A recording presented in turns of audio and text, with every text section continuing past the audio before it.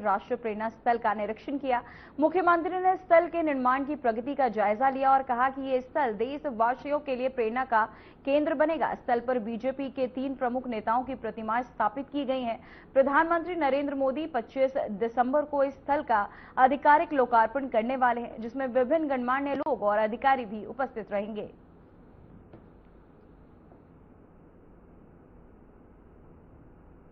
तो वहीं राष्ट्रीय प्रेरणा स्थल का निरीक्षण, जहां को बता दें, मुख्यमंत्री योगी आदित्यनाथ ने राष्ट्रीय प्रेरणा स्थल का निरीक्षण किया। मुख्यमंत्री ने स्थल के निर्माण की प्रगति का जायजा लिया और कहा कि यह स्थल देशवासियों के लिए प्रेरणा का केंद्र बनेगा और साथ ही स्थल पर बीजेपी के 3 प्रमुख नेताओं की प्रतिमाएं स्थापित की गई हैं। प्रधानमंत्री नरेंद्र मोदी 25 दिसंबर को इस स्थल का आधिकारिक लोकार्पण करेंगे।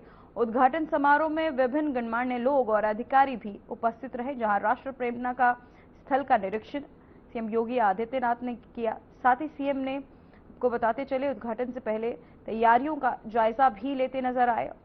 वहीं पीएम मोदी इसका लोकार्पण करेंगे। 25 दिसंबर को इस स्थल का आधिकारिक लोकार्पण करेंगे प्रधानमंत्री नरेंद्र मोदी। वहीं स्थल पर 3 प्रतिमाएं स्थापित की गई हैं।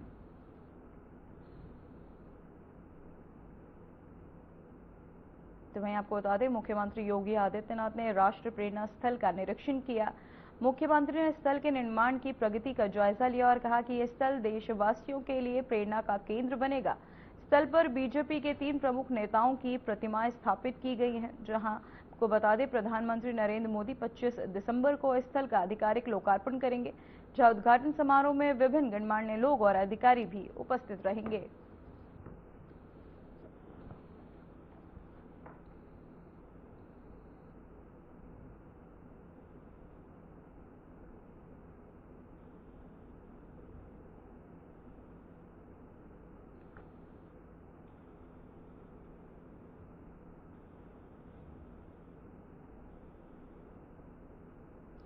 तो वहीं इससे पहले मुख्यमंत्री योगी आदित्यनाथ ने लखनऊ में राज्य के पीएसी स्थापना दिवस 2025 समारोह में भाग लिया।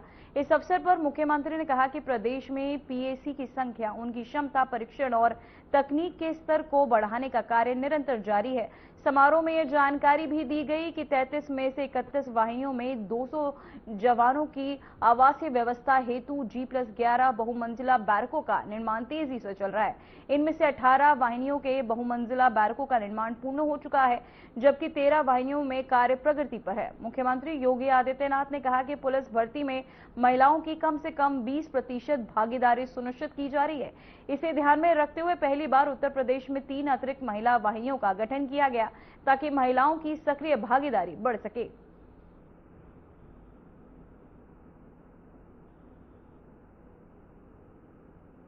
प्रसन्नता है कि हमारी सरकार ने पीएसी के 46 कंपनियों को पुनर्जीवित करते हुए आज उनके माध्यम से उत्तर प्रदेश के अंदर बेहतर कानून व्यवस्था बनाए रखने, आंतरिक सुरक्षा के माध्यम से उत्तर प्रदेश की एक बेहतर छवि को देश के सामने प्रस्तुत करने में हमें अत्यंत सफलता प्राप्त हुई है। पीएसी की संख्या, उनकी क्षमता, उनका प्रशिक्षण और तकनीक के स्तर पर उन्हें सशक्त बनाने का कार्य निरंतर जारी है। सेवा के दौरान दिवंगत जवानों के 396 आश्रितों को आरक्षी और 58 आश्रितों को प्लाटून कमांडर के पद पर भी सेवायोजन इस दौरान प्रदान किया गया। आरक्षी पद हेतु 28 अभ्यर्थियों व प्लाटून कमांडर हेतु 7 अभ्यर्थियों को सेवायोजन देने की कार्रवाई वर्तमान में प्रचलित है। पीएसी में पदोन्नति के और अधिक अवसर प्रदान करने के उद्देश्य से सशस्त्र पुलिस में 184 निरीक्षकों, 3772 उप निरीक्षकों के पदों में भी वृद्धि की गई है। विभागीय प्रोन्नति के अंतर्गत 426 उप निरीक्षक, 4042 मुख्य आरक्षी तथा 13,313 आरक्षियों को पदोन्नति प्रदान की गई। इसके अतिरिक्त 352 मुख्य आरक्षी, 1015 आरक्षियों की पदोन्नति की कार्रवाई भी वर्तमान में प्रचलित है। पुलिस कल्याण योजना के अंतर्गत 31 पुलिस मॉडर्न स्कूल वर्तमान में संचालित हैं। महिला सशक्तिकरण की दिशा में जो सरकार की सर्वोच्च प्राथमिकताओं में से एक है, इसे ध्यान में रख करके पुलिस भर्ती में कम से कम 20% भागीदारी महिलाओं की सुनिश्चित हो। इसे ध्यान में रख करके पीएसी की पहली बार उत्तर प्रदेश में पीएसी की 3 अतिरिक्त महिला वाहिनियों का गठन किया गया है। लखनऊ में वीरांगना उदा देवी के नाम पर, गोरखपुर में वीरांगना झलकारी बाई, इसके अतिरिक्त 3 अन्य महिला वाहिनियों की स्थापना के क्रम में मिर्जापुर एवं जालौन में भूमि प्राप्त हो चुकी है। जनपद बलरामपुर में भूमि क्रय की कार्रवाई वर्तमान में प्रचलित है। महिला उप निरीक्षकों के 106 तथा महिला आरक्षी के 2282 पदों के सापेक्ष भर्ती की कार्रवाई भी तेजी के साथ आगे बढ़ी है। पुलिस की ट्रेनिंग की क्षमता में कई गुना वृद्धि हुई है। पुलिस की अवस्थापना सुविधा के विकास में अब टूटे खपरेल वाले भवन के स्थान पर हाई राइज भवन आज उत्तर प्रदेश की अवस्थापना सुविधा के नए उदाहरण बने हैं। उत्तर प्रदेश पुलिस के रिफॉर्म को ध्यान में रखते हुए 7 जनपदों में पुलिस कमिश्नरेट सिस्टम लागू किया गया है। मिशन शक्ति 5th चरण में आज महिला सुरक्षा, महिलाओं का सम्मान और उनके स्वावलंबन के साथ ही उनके स्वास्थ्य और सशक्तिकरण को भी तेजी के साथ आगे बढ़ा रहा है।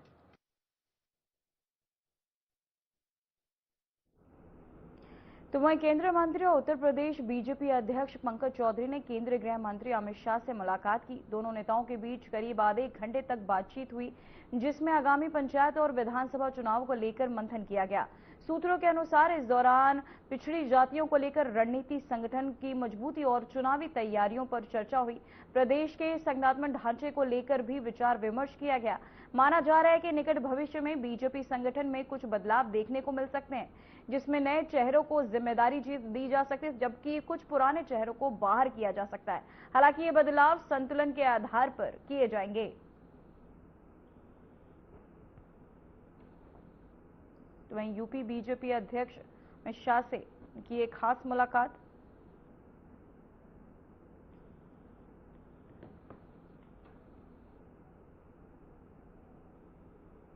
तो वहीं उत्तर प्रदेश महिला आयोग की उपाध्यक्ष अपर्णा यादव बाराबंकी पहुंची, जहां उन्होंने महिला सम्मान से जुड़े हालिया विवादों पर कड़ा रुख अपनाया। उन्होंने मुख्यमंत्री नीतीश कुमार से जुड़े बुर्का खींचने के वायरल वीडियो और मंत्री संजय निषाद के कहीं और छूते तो क्या होता वाले बयान को निंदनीय बताया।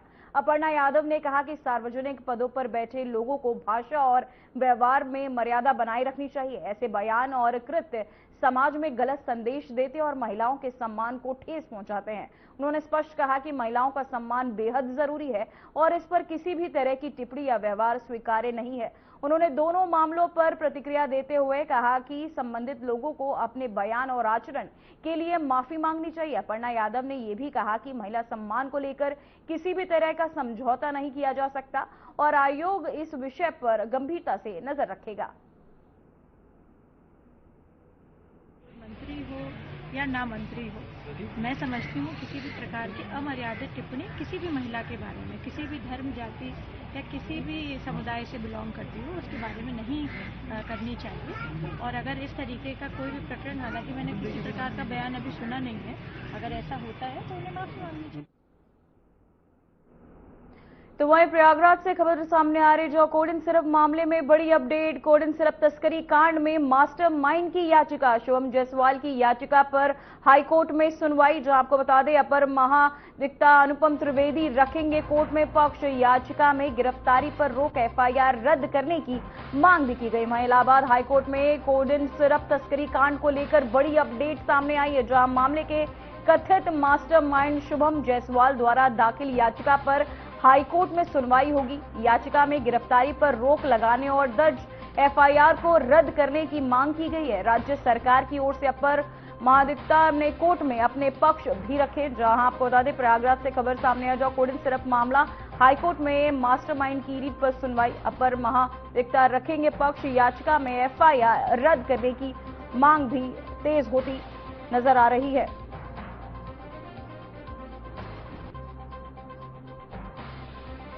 जहां आपको बताते चले, शुभम जायसवाल की याचिका पर हाईकोर्ट में सुनवाई। कोड इन सिरप तस्करी कांड में मास्टरमाइंड की याचिका, शुभम जायसवाल की याचिका पर हाईकोर्ट में सुनवाई। अपर इलाहाबाद हाईकोर्ट में कोड इन सिरप तस्करी कांड को लेकर बड़ी अपडेट सामने है, जहां मामले की कथित मास्टरमाइंड शुभम जायसवाल द्वारा दाखिल याचिका पर हाईकोर्ट में सुनवाई होगी। याचिका में गिरफ्तारी पर रोक लगाने और दर्ज एफआईआर को रद्द करने की मांग की गई। राज्य सरकार की ओर से अपर महाधिवक्ता अनुपम त्रिवेदी ने कोर्ट में पक्ष जो है रखेंगे। वहीं प्रयागराज से खबर सामने है, जहां कोड इन सिरप मामले में बड़ी खबर। कोड इन सिरप तस्करी कांड में मास्टरमाइंड की याचिका, शुभम जायसवाल की याचिका पर हाईकोर्ट में सुनवाई। अपर महाधिवक्ता अनुप त्रिवेदी रखेंगे कोर्ट में पक्ष, जहां याचिका में गिरफ्तारी पर रोक, एफआईआर रद्द करने की मांग भी की गई है। इलाहाबाद हाईकोर्ट में कोड इन सिरप तस्करी कांड को लेकर यह बड़ी अपडेट सामने आई है, जहां मामले के कथित मास्टरमाइंड शुभम जायसवाल द्वारा दाखिल याचिका पर हाईकोर्ट में सुनवाई होगी। याचिका में गिरफ्तारी पर रोक लगाने और दर्ज एफआईआर को रद्द करने की मांग की गई। राज्य सरकार की ओर से अपर महाधिवक्ता अनुपम त्रिवेदी ने कोर्ट में अपना पक्ष भी रखेंगे।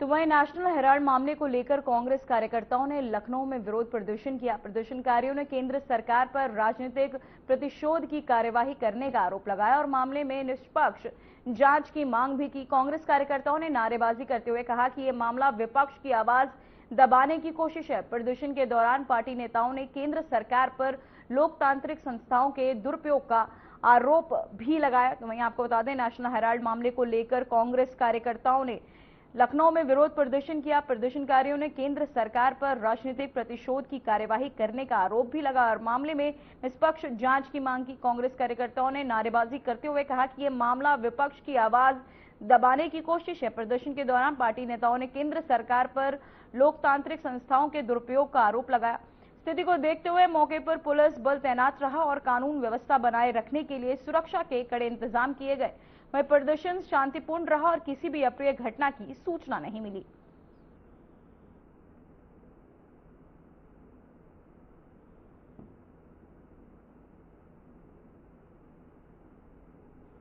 तो वहीं आपको बता दें, नेशनल हेराल्ड मामले को लेकर कांग्रेस कार्यकर्ताओं का लखनऊ में ये विरोध प्रदर्शन देखने को मिला। प्रदर्शनकारियों ने केंद्र सरकार पर राजनीतिक प्रतिशोध की कार्यवाही करने का आरोप लगाया और मामले में निष्पक्ष जांच की मांग की। कांग्रेस कार्यकर्ताओं ने नारेबाजी करते हुए कहा कि यह मामला विपक्ष की आवाज दबाने की कोशिश है। प्रदर्शन के दौरान पार्टी नेताओं ने केंद्र सरकार पर लोकतांत्रिक संस्थाओं के दुरुपयोग का आरोप लगाया। वहीं स्थिति को देखते हुए मौके पर पुलिस बल तैनात रहा और कानून व्यवस्था बनाए रखने के लिए सुरक्षा के कड़े इंतजाम किए गए। प्रदर्शन शांतिपूर्ण रहा और किसी भी अप्रिय घटना की सूचना नहीं मिली।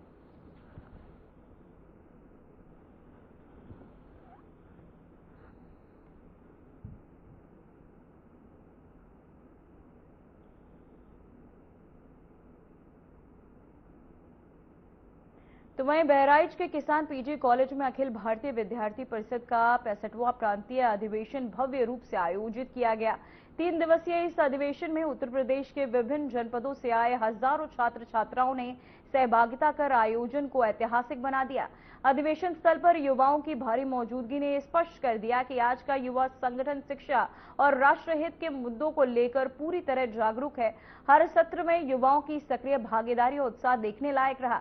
वहीं अधिवेशन के दौरान शिक्षा, सामाजिक सरोकार और राष्ट्र निर्माण जैसे महत्वपूर्ण विषयों पर विस्तार से चर्चा की गई। तो वहीं आपको बता दें, बहराइच से खबर सामने आ रही है, जहां एबीवीपी का प्रांतीय अधिवेशन जेनजी युवाओं का सैलाब देखने को मिला।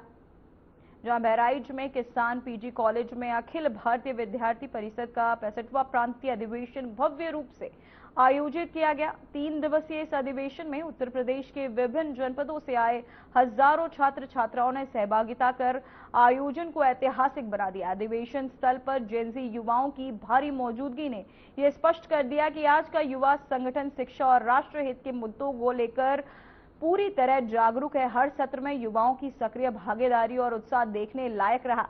अधिवेशन के दौरान शिक्षा, सामाजिक सरोकार और राष्ट्र निर्माण जैसे महत्वपूर्ण विषयों पर विस्तार से चर्चा की गई। युवाओं ने अपनी जिम्मेदारियों और भविष्य में देश के निर्माण में अपनी भूमिका को लेकर खुलकर विचार साझा किए।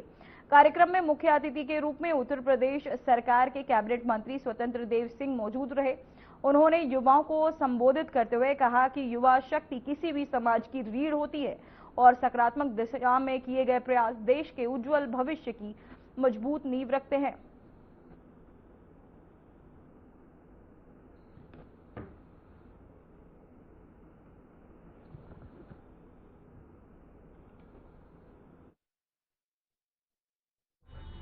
देश के साथ है, राष्ट्र के साथ है, क्योंकि जो आदरणीय मोदी जी, आदरणीय राज्य के अंदर योगी जी, जो सरकार दोनों है, ये गरीब कल्याण की योजना हो चाहे राष्ट्र के लिए हो, वो सभी काम हम करते हैं, हम विकास करते हैं।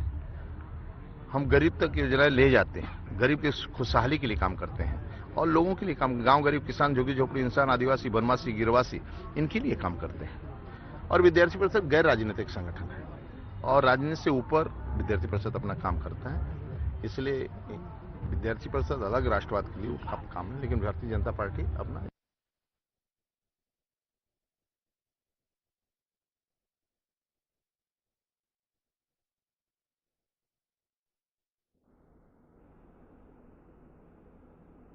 तो वहीं उधर काशी में नगर निगम के जलकर और सीवर टैक्स को लेकर विवाद तेज होता जा रहा है। हाउस टैक्स माफ होने के बावजूद जल सीवर टैक्स पर छूट नहीं मिलने से संत समाज बेहद नाराज है। संतों ने इसे जजिया करार देते हुए नगर निगम के खिलाफ भूख हड़ताल और बड़े आंदोलन की चेतावनी दी है।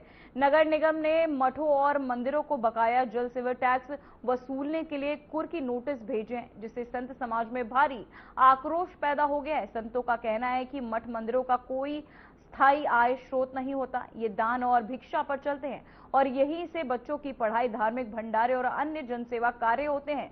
संतों ने आरोप लगाया कि मस्जिदों पर यह टैक्स नहीं लगाया जाता, जबकि हिंदू मठ मंदिरों पर इसे थोप दिया जाता है।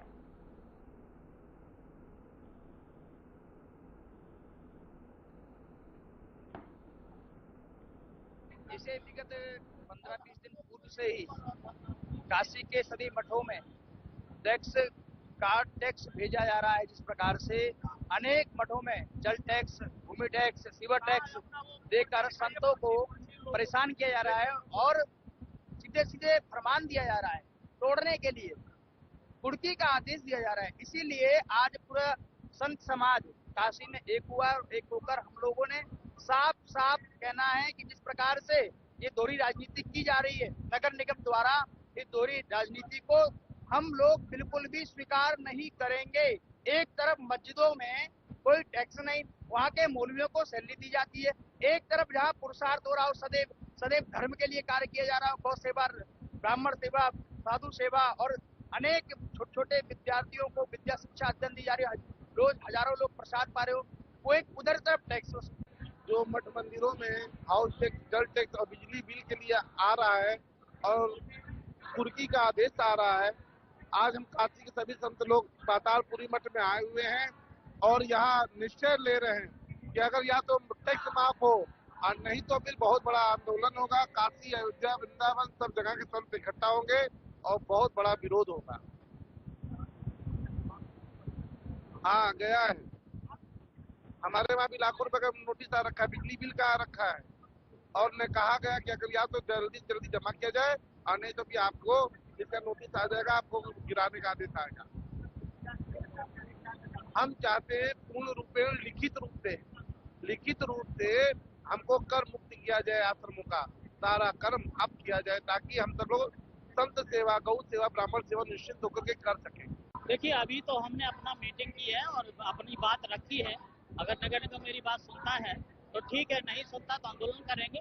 फिर भी नहीं मानता है तो आत्मदाह करने के लिए मजबूर हो जाएंगे। पूरा काफी संतों को पहुंच चुका था, लेकिन मेरे नोटिस के जब हमने सोशल मीडिया प्रसार किया तब से नोटिस जाना बंद कर दिया गया है और नगर निगम वापस नोटिस ले गई है। लेकिन अभी तक कोई लिखित रूप से या कोई नगर निगम का अधिकारी मेरे से बात करने नहीं आया। बस मैंने बता दिया कि आंदोलन का रूप होगा और पूरे भारत के संतों को मैंने पत्र लेकर के भेजना चालू कर दिया है, इसका रूप बड़ा होगा।